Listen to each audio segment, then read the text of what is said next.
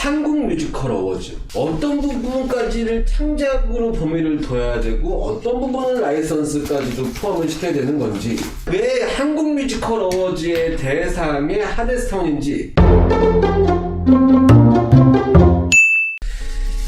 이 얘기도 꼭 하나 해야 될 것 같습니다. 이건 전체를 아우르는 얘기일 수도 있고 너무 궁금한 얘기인데 안 하고 넘어가는 건 좀 그래서. 저는 이거에 대해서 사실은 제가 또 연구자니까 네네. 학술적인 부분에서도 고민을 많이 해봤어요. 네. 학술적인 고민이란 거는 논리적이어야 돼요. 논리가 바탕이 돼야 되는 거잖아요. 근데 창작 뮤지컬이라는 용어 자체가 논리적으로 결함이 많은 표현이에요. 그러니까 너무 기준을 잡기 너무 힘든 거예요. 예, 그러니까 저는 연구하는 사람으로서, 학자로서 제 생각은 창작 뮤지컬이라는 용어가 나와서 더 크게 각광받게 된 거는 수입 뮤지컬에 반대되는 개념에서의 본인의 권위 지키기 내지는 레토릭, 수사학의 결과물이다 네네. 라는 생각이에요. 그러니까 조금 심하게 얘기하면 결여된 자신감의 반영이다. 예, 브로드웨이에서 보면서 이거 브로드웨이 뮤지컬이고 이거는 외국 뮤지컬 이거 안 하거든요. 브로드웨이에서 영어를 이용해서 막을 올리면 그건 브로드웨이 뮤지컬이에요. 뭐 하데스타운이 브로드웨이에서 굉장히 상을 많이 받았죠. 브로드웨이에서 초연된 거 아니에요. 거기서 만들다가 네. 오프 브로드웨이에서 공연 조금 하다가 영국에 갔어요. 네. 영국에서 완성하고 다시 와서 브로드웨이에서 받은 거예요. 근데 브로드웨이는 다만 브로드웨이 극장, 그러니까 500석 이상 극장에 브로드웨이 리그가 있어가지고 네. 거기에 들어간 작품이어야만 토니상을 받게 되는 거거든요. 근데 그게 뭐 영국에서 하고 왔기 때문에 이건 수입 뮤지컬? 이건 그러니까 대상에 포함 안 돼? 뭐 이런 것들이 없다는 거죠. 베스트 뮤지컬 포함 안 돼? 이런 거 없다는 거죠. 자신감이죠. 그렇죠. 예를 들어서 뭐 프랑켄슈타인이 막 더 완성도를 높여가지고 영어 버전을 만들어서 브로드웨이에 딱 올리면 그래서 상 받을 수 있는 거예요. 그거는 그 표현이 거기서 된 거야. 그러니까 자신감이죠. 저는 우리 시장도 이제 자신감 좀 가질 필요가 있지 않냐. 예. 이 정도 커졌으면 이제 자신감 가질 만큼 커졌다고 생각을 해요. 저는 진짜. 네. 왜냐면 5위 안에 들잖아요. 전 세계 5위 안에 들잖아요. 한국 뮤지컬 시장이. 몰라. 이게 이제 어느 걸 기준으로 보느냐에 따라 다른데 작품 수가 나오는 거는 뭐 엄청나죠. 작품 수 나오는 거는 좀 뭐 웬만한 데 다 이기지 않습니까? 네. 엄청 만들어내니까. 엄청나죠. 그 에너지는 이해할 수 없을 정도의 에너지. 아니, 수요가 많은 것도 아닌데 뭐 이렇게 많이 만드는지 모르겠어요. 근데 뭐 시장의 규모, 매출 규모 이런 거는 아직은 작죠. 예, 그 일본의 한 7분의 1 수준, 8분의 1 수준. 아 그래요? 예, 아시아에서는 일본이 제일 라이선스를 많이 주는 시장이죠. 그러니까 영미권에서도 그 더 많은, 예를 들어서 라이언 킹을 한국 공연을 하는데 한국한테 안 주고 시키한테 준 거잖아. 네. 처음에. 그러니까 우리는 브로드웨이 공연을 일본식으로 재해석한 걸 봐야 되는 거잖아요. 그런 게 이제 좀 안타까운 거죠. 네. 다시 돌아오면 한국 뮤지컬 어워즈라고 하면 한국에서 정해놓은 날짜부터 정해놓은 날짜까지의 공연됐었던 뮤지컬 장르를 다 다뤄도 자신감 있게 그냥 이건 해도 된다. 이쪽에 어떤 의견을. 저는 그렇게 가야 된다. 궁극적으로 그거를 목표로 가야 되고, 예전에 일본 대중문화가 우리나라 개방이 안 된 적이 있었어요.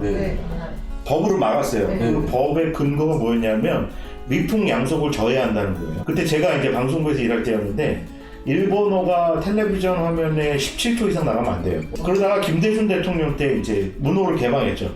굉장히 많이 걱정했지만 그때 제가 처음 썼던 글이 뭐였냐면 이거는 위기가 아니라 기회일 수도 있다. 예, 이게 열리고 우리 것도 거의. 근데 지금 시간이 지나서 2022년이라는 시공간에서 보시면 솔직히 한류가 일본에서 더 많이 일어났지 한국이 외색으로 물들어진 건 아니었거든요. 네, 결과가 좀 현재. 그거만큼 저는 이제 뮤지컬도 물론 창작인들을 보호하고 육성하고 해야 되는 환경적 요인을 갖춰야 되는 거는 계속 해야 돼요. 그건 국가적인 차원에서도 해야 되고 많은 사람들이 좋은 아이디어를 갖고 만드는 것을 올릴 수 있도록 해줘야 되는데 시상식에서 그런 상들을 위주로만 가는 거는 저는 아니라고 생각해요. 그건 문호를 개방하고 그게 제일 잘 만든 작품한테 주고 하면 되는 겁니다.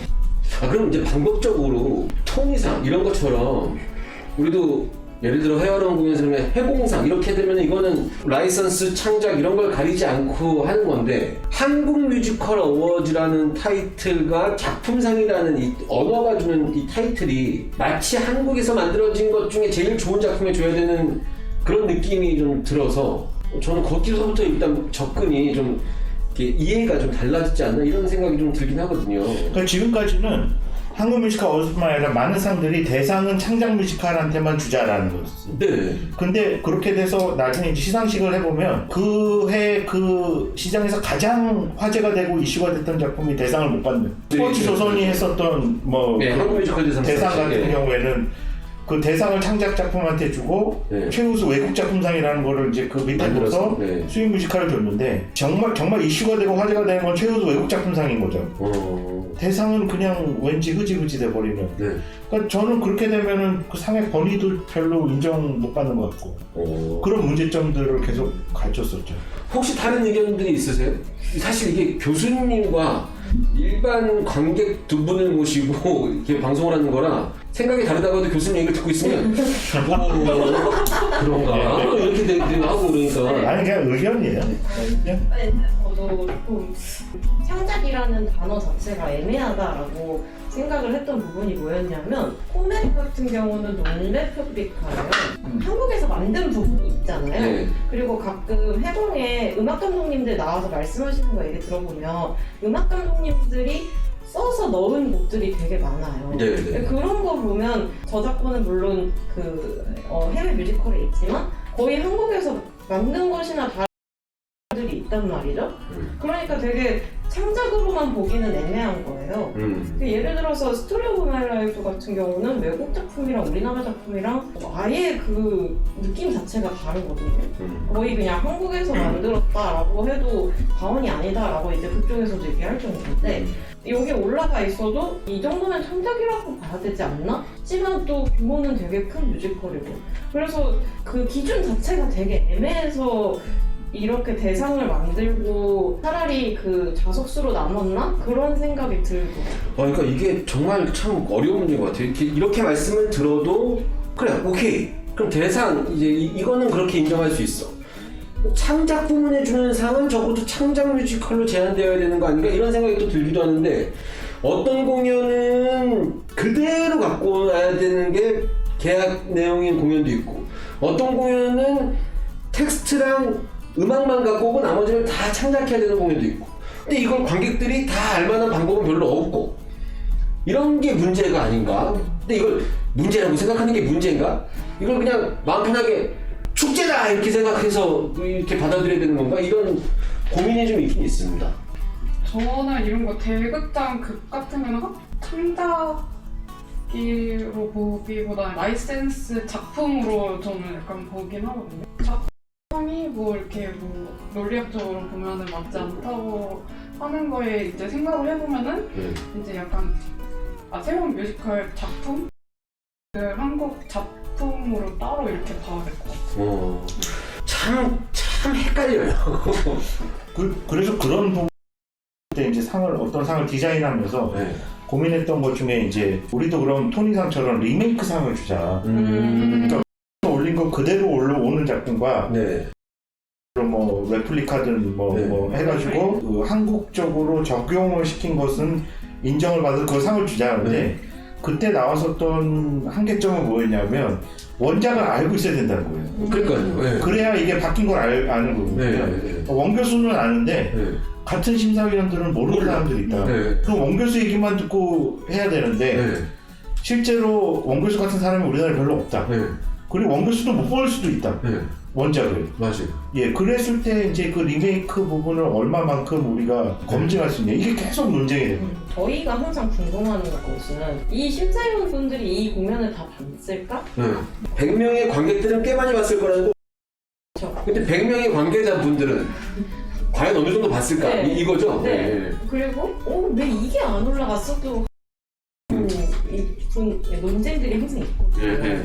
그런 논쟁들은 왜 매년 생기는지. 관계자들이 그 작품을 다 보려면 그러니까 저처럼 돼야 돼요. 직업이 따로 있어야 돼요. 네, 그렇죠. 예, 저는 대학에서 학생을 가르치니까 제 월급은 학교에서 나와요. 네.